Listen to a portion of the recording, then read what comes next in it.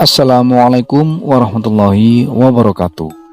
Halo Sobat Creeper, salam sejahtera, jumpa lagi di channel DCR Stories. Kisah kali ini ditulis dari akun Twitter bernama @sangkirtawa, di mana kisah ini merupakan pengalaman beliau secara langsung saat masih tinggal di sebuah pesantren. Seperti biasa, untuk nama serta lokasi kami samarkan guna menjaga privasi.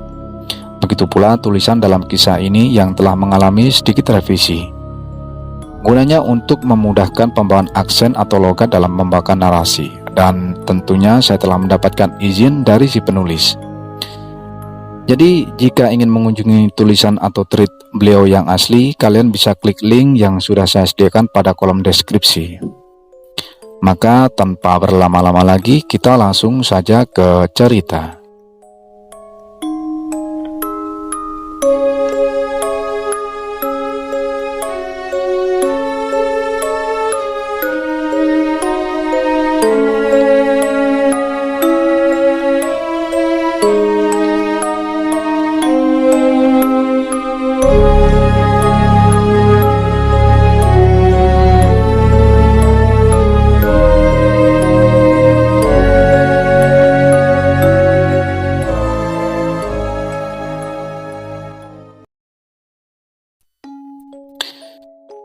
Sekedar pengalaman mistis pribadi yang ingin dibagi, tapi nggak bermaksud untuk maksa dipercayai. Kejadian ini kurang lebih 4 atau 5 tahun lalu. Dulu aku seorang santri di sebuah pesantren daerah C. Ya, pesantren yang katanya tempat para anak-anak alim. Tapi di balik kesucian tempat ini menyimpan banyak kisah, dan tidak sedikit kisah itu menjadi nyata di mata para santri. Aku bukan indigo, bukan juga dari keluarga yang memiliki kemampuan seperti itu. Tapi nyatanya, hanya aku yang pernah mengalami hal seperti ini dibanding yang lain. Waktu kecil aku termasuk orang yang parno, takut ditinggal sendiri. Bukan karena manja, karena tidak jarang di saat aku sendiri, aku seperti melihat sosok mengintip dari balik dinding rumahku. Bahkan saat kecil, takut rasanya. Perasaan parno itu tidak berlangsung lama, karena saat SD itu semua sudah tidak terasa, hingga aku dinyatakan lulus dan lanjut sekolah SMP di pesantren. Awal mula aku masuk pesantren rasanya biasa, bertemu banyak orang baru yang akan menemani tidur, makan, belajar, bahkan mandi. Maksudnya ngantri saat mandi. Kejadian mistisku ini berawal saat semester 2, kelas 7. Pada saat itu, ada kawanku yang seangkatan. Dia cerita saat mengantar temannya buang air waktu subuh. Ya, maklum, siswa baru, masih takut untuk kemana-mana. Tapi anehnya si teman ini minta antar ke kamar mandi yang di luar asrama, dengan alasan kamar mandi itu yang paling bersih. Sampai di kamar mandi, kawanku yang nganter ini nunggu di pintu utama keluar kamar mandi. Maklum, kamar mandi model deret. Sedangkan yang diantar pergi ke ujung karena memang itu tempat yang ada klosetnya. Sewaktu nunggu, temanku yang nganter ini lihat cewek baju merah nggak pakai kerudung di ujung kamar mandi. Samar-samar dia juga heran kenapa ada cewek di area putra, nggak pakai kerudung pula. Setelah sadar, dia buru-buru ngajak temannya buat keluar. Saat keluar dan turun tangga kamar mandi, tiba-tiba temannya yang diantar ini seolah-olah terdorong dan terlempar kurang lebih 3 meter ke depan. Dan saat itu posisinya baru turun 4 anak tangga, baru terdorong. Singkat cerita, siangnya langsung heboh tuh kejadian. Temanku yang terdorong sampai cedera ini akhirnya minta bantuan kiai pesantren. Takutnya jika terjadi apa-apa. Lalu temanku ini cerita, waktu dia pup tadi subuh, dia melihat ada sosok cewek dari sela-sela pintu, kayak ngintip gitu. Malamnya aku dan satu teman kamarku berangkat belajar malam. Maklum, di sini semuanya sudah diatur dan wajib. Saat kita jalan di kelas, aku dengar cewek nangis. Awalnya aku pikir ini cuma dari warga setempat yang memang rumahnya ada di sebelah pesantren. Tapi makin lama suaranya makin melengking, sampai akhirnya kedengar suara tawa kunti gitu. Anehnya orang-orang yang berada di depan dan belakang gak ada yang bereaksi, lurus saja mereka. Sampai aku tanya teman kamarku, ternyata dia juga dengar.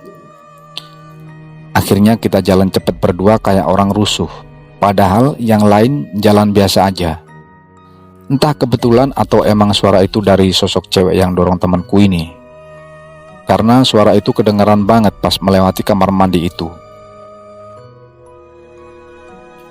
Kejadian mistis di pesantrenku ini tidak sampai di situ saja. Waktu kelas 8 pulang belajar malam dari masjid, gak jarang lihat sosok ngintip dari bawah tangga kelas. Sosoknya gak jelas sih, samar banget. Tapi kerasa kalau dia ada. Gak jarang juga ngerasa diliatin sama yang di atas pohon. Masih waktu kelas 8 yang sama. Baru balik belajar malam, kebetulan ada teman baru, anak pindahan. Tempat tidurnya gak jauh dari tempat tidurku. Akhirnya aku ajak ngobrol dia.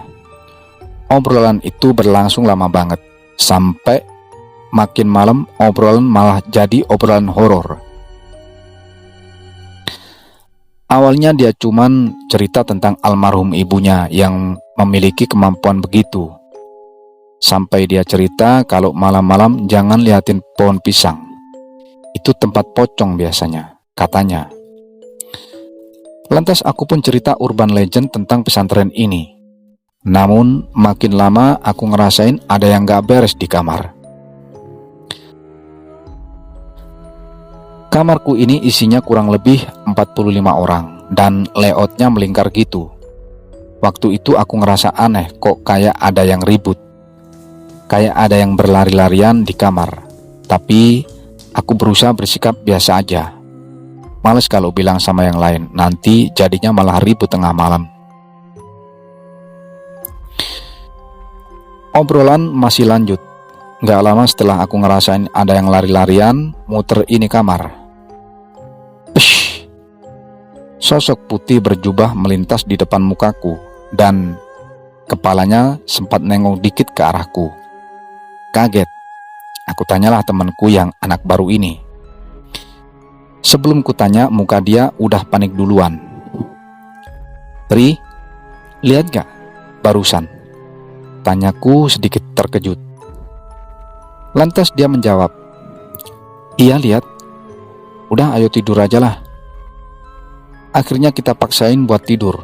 Paginya aku dengar ada kabar kalau ada santri yang lihat sosok Hasan Husain. Panggilan sosok penjaga pesantrenku ini. Gak sampai di situ, waktu kelas 9 aku lagi rajin-rajinnya tahajud ke masjid. Lumayanlah jaraknya dari asrama.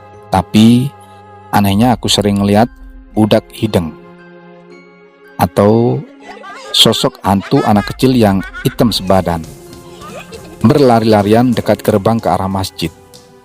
Cuman karena sebelumnya udah sering ngalamin, jadi biasa aja rasanya. Kejadian paling serem waktu di pesantren waktu kelas 9. Saat itu aku waktu mau tidur. Entah kenapa tiba-tiba susah tidur, padahal lampu kamar udah dimatikan. Kamarku saat itu ada di lantai 3. Kebetulan belakang kamar itu rumah warga dan makam milik dari keluarga kiai. Masih susah untuk tidur, akhirnya aku malah ngelamun liatin ventilasi belakang yang bolong gak ada kacanya. Jadi posisinya aku ngadep ke ventilasi itu. Tiba-tiba kok ada yang aneh. Sesosok kepala dengan rambut panjang, mata merah ngeliatin dari jendela itu. Bener-bener padat bentuknya, gak samar-samar. Awalnya aku anggap biasa, mungkin halusinasi atau santri nakal yang nongkrong di belakang kamar. Namun baru sadar kalau ini kamar di lantai 3 dan belakang kamar tuh nggak ada apa-apa, cuman ada jemuran, itu pun di lantai 2. Seketika aku pun maksain buat tidur sambil ngintip tuh sosok yang akhirnya hilang ke arah pojok kanan kamar. Nggak berselang lama aku tertidur. Aku mendengar anak kamar sebelah berteriak-teriak. Aku kaget. Awalnya aku pikir cuma ketindihan biasa, tapi makin lama makin kenceng tuh. Sampai dia takbir beberapa kali, aku bangun dan nyamperin temanku yang ternyata udah sadar. Dia tidur di pojok kanan kamar, tersadar karena udah dibantu teman sebelahnya. Lantas dia dikasih minum, soalnya dia ngos-ngosan. Karena aku penasaran, aku tanyalah dia meskipun masih dalam keadaan ngos-ngosan. "Kal, kenapa?" "Erep-erep," atau istilah lainnya bisa dikatakan ketindian. Kalau dalam istilah Jawa, lindin, tanyaku.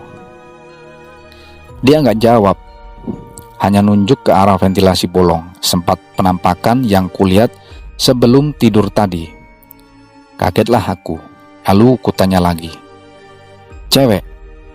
Dia kaget, lalu akhirnya dia pun cerita. Ada cewek di situ, tiba-tiba nyamperin, matanya tuh merah melotot, terus nindihin dadaku. Di situ aku pun akhirnya cerita kalau sebelum tidur aku memang lihat sosok yang sama dan sosok itu hilang pas banget ke arah tempat tidur temanku ini. Cerita pun selesai.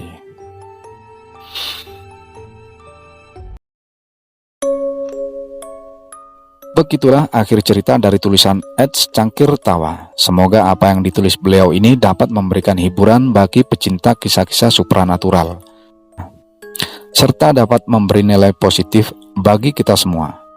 Karena saya yakin setiap kejadian atau peristiwa terdapat suatu hikmah terkandung di dalamnya. Terima kasih atas seluruh atensinya, baik penulis, narasumber, subscriber, maupun pemirsa yang telah mendukung channel ini. Jangan sungkan untuk selalu memberikan kritik dan saran agar kami dapat mengevaluasi dari segala bentuk kesalahan. Billahi taufik wal hidayah. Wassalamualaikum warahmatullahi wabarakatuh. Salam Creeper.